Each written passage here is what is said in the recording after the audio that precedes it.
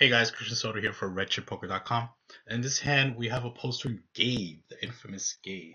So, Gabe's a pretty cool cat. He plays at Parks Casino, and we've gone to war a couple times. So far, I've gotten the best of him, but I'm pretty sure he has a couple tricks up his sleeve. So hopefully, I'm ready for that. So I'll review this hand real quick for you guys and for Gabe, and just go through a couple of my thoughts. And so we're playing a 1-3 game. We're in this hand. We're about 700 effective with our opponent. And so we have pocket eights. We open to 12 under the gun, which is completely standard. And under the gun plus one calls and the button calls. So under the gun plus one is the villain. And the flop comes down, king of hearts, six of hearts, king of spade. The pot's 40. So now we have a decision between checking and betting. I think betting here is completely standard.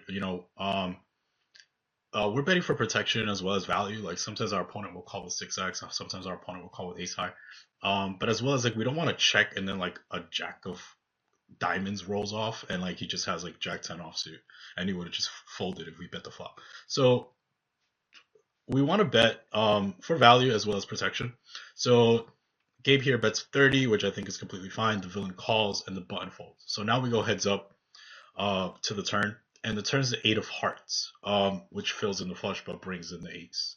So firing the ace is definitely going to be a good play, given that the ace hits our perceived range and it weakens our opponent's range. Like our opponent's very unlikely to have ace king. Our opponent's very unlikely to have like big ace hands because he's likely to three bet those. But he'll call some percent of the time. So, but it hits our range way more than it hits our opponent's range. So we should definitely be firing as a bluff. Um, as well as like when the ace is accounted for, it's very unlikely that our opponent has a flush, given that most of his flushes are going to consist of some mostly ace X combos. So given that the ace and the king are accounted for, it's impossible for him to have like ace five of hearts. It's possible for him to have king queen of hearts, etc. like that. So for him to have flushes, it would have to be like nine eight of hearts and stuff like that, given that the six is also accounted for. So I think we should definitely be barreling here as a bluff.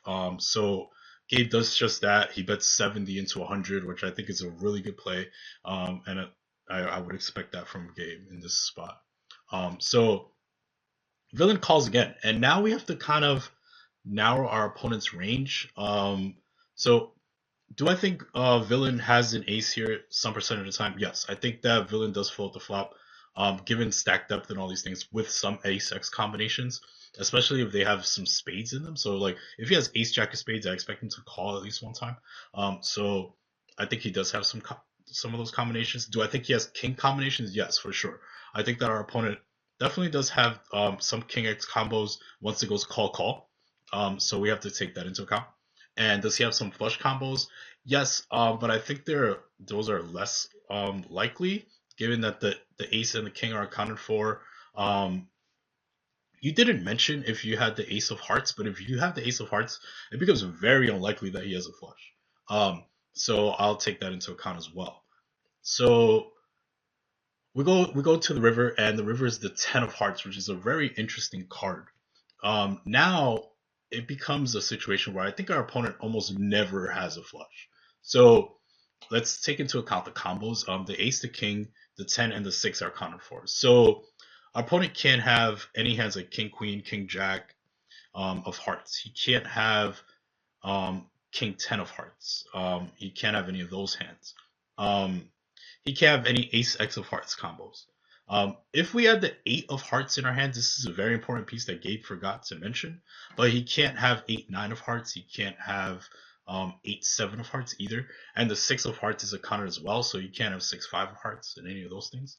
Um, but let's say that Gabe didn't have the eight of hearts. It still only leaves such a very few amount of combos, and it would be specifically like jack nine of hearts, eight nine of hearts, eight seven of hearts. So those are only three combos of hands that I think that um is very narrow, as well as like he didn't raise the turn, so it even decreases the likelihood of those hands even further. So I think when our opponent gets to this river, he's very likely to either have one of two hands, which I think is going to be either king X a certain amount of times when he goes call call, or ace X when it goes call call, and a small percent of the time you'll have a flush. So now we have a decision of do we want to turn our hand into a bluff or not?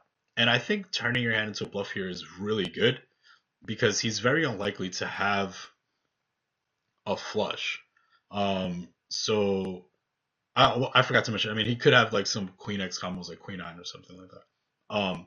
But yeah, he's never folding that. So we're not trying to get a flush to fold. We're not trying to get the Queen High flush to fold. What we're trying to get to fold is King X combos and Ace X combos, which he's going to show up with a certain amount of the time. And now we have a decision: do we want to pull that trigger or not? I think pulling the trigger here is really good. Now we have a decision: what bet sizing do we want to use?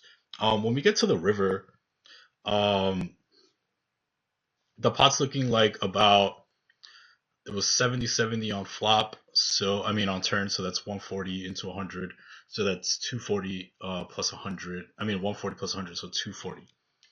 I think you want to bet a size that's going to put max pressure his on his king X hands and stuff like that. As well as like most of you guys don't know Gabe, but Gabe is pretty aggressive player. He mentioned in this hand that he's on a C game, so that usually means that his image is going to be a little bit worse than normal.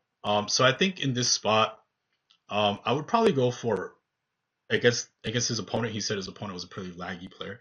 You should probably go for pot, or even like slightly over pot, because I think that will maximize folds against any hero calls. So if he does show up with like the 9-7 of hearts or something like that, right? Like if you bet over pot, he's very unlikely to call. Like, but if you bet 170, he might just look you up. As well as like if he has King X combos and he just doesn't believe that you have a flush or a full house, like he might just hero call you with King X. So you want to discourage those calls, and I would probably go for pot or slightly over pot. So I would probably bet like 320 sometimes here, or at least you could at least go for pot well for like 240. But I kind of like 320 because I feel like that maximizes your fold equity. And again, we're not trying to get a Queen X of hearts to fold. You know, that's just impossible. Almost like no size that we pick is going to get that to happen. So we're just trying to get like the hero calls to fold. And I don't think 170 does the job as effective as like um 240 or 3 or even 320. So that's the size I would go with. So Gabe decides to bet 170, and from the looks of this post, it seems like he got hero called. So I would advise Gabe to like bet slightly bigger next time. Understand that you are in a good spot where like he's very unlikely to have a flush, and even if he does have a flush, it can't really hold too much heat unless it's the Queen of Hearts, and even against that, we're just gonna lose no matter what. So we should just bet 320 and just like put our opponent in kind of a cage, and we're gonna win that pot often enough to justify our bet. So Gabe, better luck next time. I'll see you soon, and peace.